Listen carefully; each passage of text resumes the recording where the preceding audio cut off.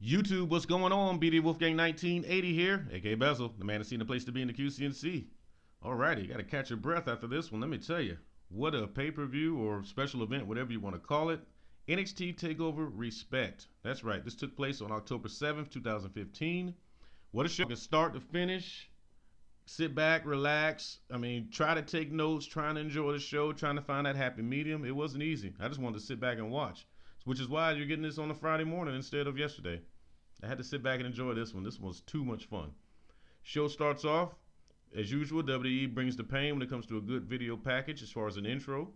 Talking about respect, literally, showing some WWE legends in their feuds from the past, and some current legends as well, or current soon-to-be legends, however you want to put it. Show opens up. Full Sail University is completely crunk up. NXT chants, Dusty Rhodes chants. Let's see. We're going to start things off with the Dusty Rhodes Tag Team Classic, one of the first semifinal matchup of tonight. This will be your NXT champion Finn Balor and Samoa Joe versus the Mechanics, as some people like to call them, Dash Wilder, Scott Dawson. You all know they're my pick to win the Tag Team Classic. If you're familiar with this channel, or maybe you're just your first time dropping in, I'm pretty big on Dash Wilder and Scott Dawson. So let's see how they do. This was a good match, as expected. We got some brawling. We got some classic tag team work. Let's see. They did deliver a chop block to the knee of Finn Balor. So from there, we got the good old classic injury exploitation, as you like to see in pro wrestling. They just focused on that knee the rest of the fight. After a lot of punishment on that knee, Joe finally gets in. That's Samoa Joe with the hot tag. Cleans some house. They end up getting the win. But poor Finn, as they celebrate their victory, he is still selling that knee injury. He can barely walk at the end of this match. So we'll see how things fare later on in the show. But this was a good match. Unfortunately, my pick to win the Tag Team Classic, Dash and Dawson, did not win. But hey, they definitely put on a good showing. From there, this for me personally was definitely a shock of the night. Maybe even the most fun of the night. What are you talking about, Bezell? Let's tell you. The Jason Jordan and Chad Gable match versus Rhino and Baron Corbin. Once again, this is a semifinals match for the Tag Team Classic. This was off the hook. This was so much fun, you guys. This could have been it. It was, well, definitely, we want that main event. Don't get me wrong, but this match was so much fun. The crowd took it up a whole nother level. Jordan and Corbin, they lock up first. Jordan, once again, you guys know who he is. A lot of potential there. Gable, I tell you what, now he's been new to me if you've been following the channel here. He's new to me as far as him coming on the scene with Jordan. But man, this guy really impressed me on this match here. He made Baron Corbin look like a champ, so take that what you want. But let's continue here. For me, hands down, one of the funniest moments of the night, we got Gable chants. Now the NXT audience was getting very creative. They gave us Gable chants to the tune of Kurt Angle's theme song. You could have knocked me over with a feather, folks. I was just laughing my rear end off. This was too much funny. But all kidding aside, Jordan and Gable, they work very well together. But unfortunately not well enough, because after a end of days, and I do mean the best end of days I've ever seen from Corbin, and this goes to Gable. Let's stop here, folks. Gable put this move over to the point where I definitely hit the rewind button a couple times. But in my mind, I think Corbin is going to have to practice this and make this be the way the move looks every time. It needs to be the tilt-a-whirl into the end of days. Comment down below.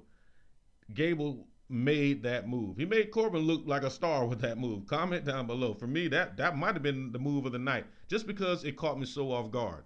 We've seen the end of days for now, better part of a year. That was the best it ever looked. Comment down below. I want to hear your thoughts on this. So as we said earlier, Rhino and Corbin did get the win. So your final match of the Tag Team Classic will be Rhino and Corbin versus Finn Balor and Samoa Joe. That'll be later on. We get the cameras panning to the crowd. We got big sexy Kevin Nash. He's hanging out, checking out the NXT action. From there, it's NXT Women's or Divas action time. It's time for the debut of Japanese superstar Asuka. Let's see here. Her opponent will be Dana Brooke. Emma did accompany Dana Brooke to the ring. Okay, so you know how we do here at Bezell Speaks. We like to give you our initial reaction whenever we get a debut. Now, if I have to nitpick, only problem with Asuka I had was the ring attire. If I had to nitpick. Now you're probably thinking, now Bezell, man, you were talking about the ring attire of Billie Kay and Cassie and all this. Guys, gals, you all know the ring attire enhances the character. It just does. Now, now we're going to get to her wrestling in a second, so just bear with me here. But the outfit she had on, to me, it reminded me of like one of those videos you see on YouTube, what people wear to Walmart. I mean, it was out there. It was like Tyler Breeze. I don't know. It was, and Tyler Breeze is pretty stylish with his gimmicks, but it was kind of out there. But let's get to the real nitty gritty here. As you all know, your buddy Bezell respects women's wrestling, and for me, this debut hit it out of the park. She's got a nice move set. You can definitely see the influence of the Ultimo Dragon with her those kicks and then the background kick. Definitely tough. Now, the only problem, I won't say the only problem, I did have a problem with some of the no selling, only because I'm just not that familiar with her. Now, I know we got some smart commenters down there and a lot of fans of her, and they say she's pretty tough. I can see that. But for me, the character, the character does play an important role in it. But let's get to the point. The wrestling is there. The wrestling is there. So she's got a lot of potential. And let's give a nod to Dana Brooke on this one too. Dana looked really good in this match, y'all. Comment down below. She was hanging right there with her. It takes two to tango, and I must give her credit. You all know I already like her. Dana Brooke is over with Bezell Speaks. She's over on this channel. But even if you're not a big fan of her, comment down below. She looked good, and I know it wasn't just a good partner in Asuka. She's been working on it, so I give her credit. But the women came out. They put on a decent match. Asuka looked good in her debut.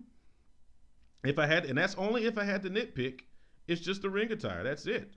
But this was the best debut I've seen from a women's wrestler in a long, long, long time. So I was impressed. So don't get lost in my comments on her ring attire. I was impressed.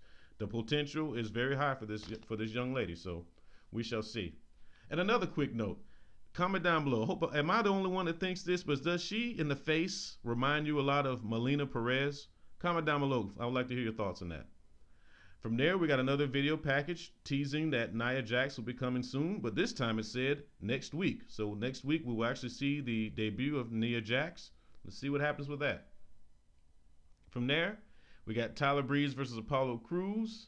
As expected, this was a good one here. Tyler was in control most of the match, working smart, working dirty.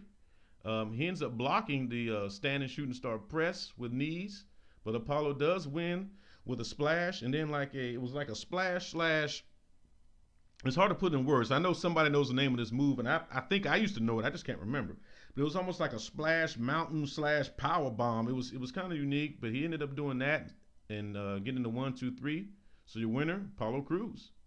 From there, we pan back to the crowd. We got Funaki, #1 SmackDown announcer. He was in the audience, sitting next to Hideo Itami. Get well soon, Hideo. We can't wait to see you back in the ring. From there, it's time for the finals. Tag Team Classic, Dusty Rhodes. Baron Corbin and Rhino versus Samoa Joe and Finn Balor. Now, obviously, the guys had to work earlier in the same night, so this was slower pace, working it kind of methodically. Let's see. Now, the fight was slow pretty much until Finn Balor got in off a hot tag. Let's see here and read my notes here. Nothing special, unfortunately, most of the match. But then the crowd was a little flat. Maybe they trying to recover a little bit. But then things did pick up. Balor comes in. He cleans house for a bit till that knee becomes a factor. Rhino takes a cheap shot on Finn behind the ref. And then from there, he and Baron Corbin work on that knee. They stay on it. We get some Let's Go Finn chants. Finn rebounds with a sling blade out of nowhere. He tags in Joe. Hot tag. Cleans house.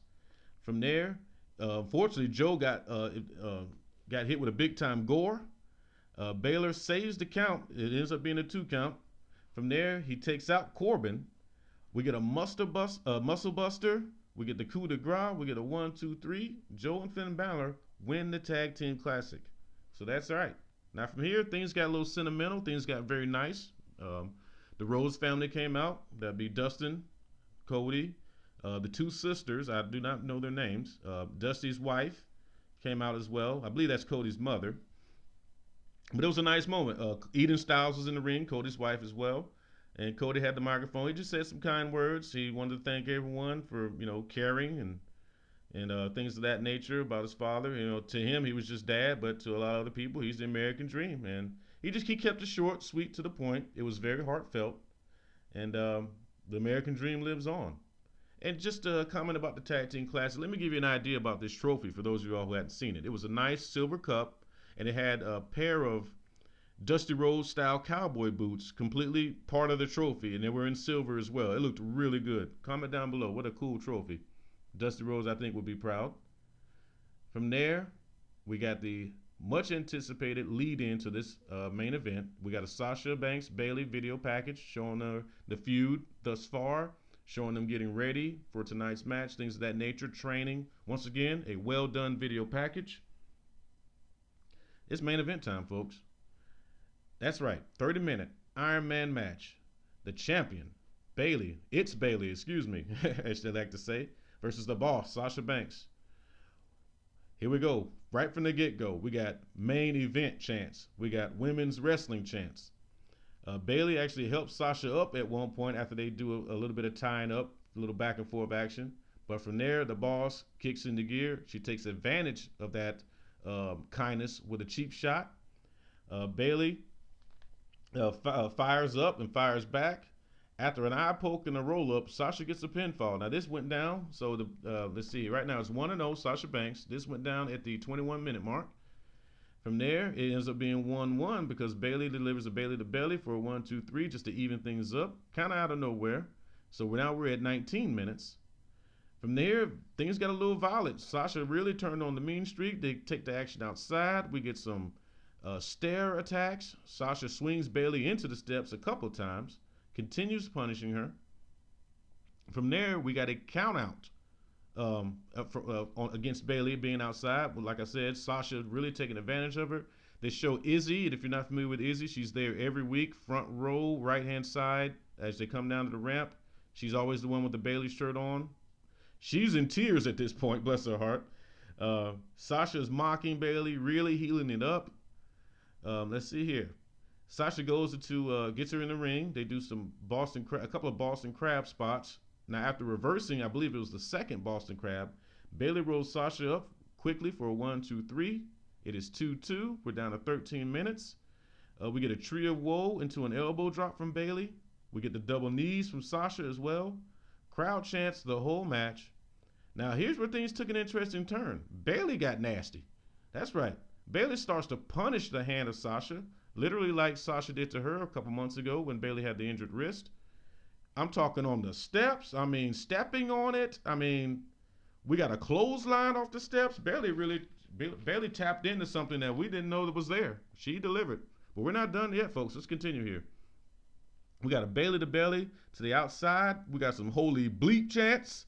We got Iron Woman chants. We got another Bayley to belly, this time off the top rope, only for a 2 count, but it was because of a rope break. It wasn't like Sasha did a full kick out. She had a foot under the ropes.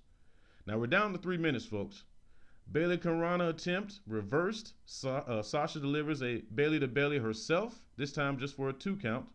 We get a bank statement. There's less than 1:40 to go. Sasha resets the hold to dig it in deeper. Let's see here. Remember, folks, it's 2-2. Now we're down to less than a minute left. Bayley fights out of that bank statement. Sasha attempts it again, but after the backstabber, which sets up the move, Bayley reverses, applies an armbar submission of her own. And I'm talking, she was nasty with it, folks. She was stomping on Sasha just like Sasha does all of her opponents. Bayley digs in deep with that armbar. She forces Sasha to tap out. The score is 3-2. I believe Sasha's hand was coming down literally as we got down to about 1 second. Bayley retains. The NXT, now here's where things took a nice finish. The NXT roster comes out. I'm talking all the workers, all the wrestlers, male divas, you name it. William Regal, the GM, is out there. Triple H is out there. Stephanie McMahon. They all come out there. They're congratulating these 2 women wrestlers. They hand them some flowers. Triple H does, he holds their hands up, things of that nature. What a show. Now, let's comment on something we talked about last week on the preview. We had a few questions being raised. We're hoping that how they're going to do time management. Were they going to be able to tell a story? Were they going to be able to live up to the expectations after what happened with the wonderful match at the pay-per-view? Yes, yes, yes. All that they handled. They handled it like they were old pros. Comment down below. This match did not feel like 30 minutes. Comment down below. Do you think this match was better than the previous encounter? Comment down below. This will get watched again. For me, this is one of the sole reasons I have the network for this and WCW Nitros. Just an old passion of mine. That's a whole nother story. But this is worth my $9.99 and then some. This is what I'm talking about, folks. If you haven't seen it, if you're on the fence, you're on the edge, your buddy Bezell says go watch it. Check it out. You will not be disappointed. Start to finish, too much fun. This could have been longer. It was that good. But wow. What a show. I'm almost out of words here, sitting there rambling. Let me get on down to it, folks. Comment down below. I'd love to hear your thoughts on it. I answer all the comments. Definitely go out there, try to have a good weekend this weekend. Share, like, comment, subscribe. Don't be shy now. Comment down below. If you're watching this on a laptop or something you can comment on, comment down below. Give the video a thumbs up. And definitely go out, be good to one another, be good to yourself, be true to yourself. I will see you later, my friends. Bezell is out. Y'all take care now. Be good.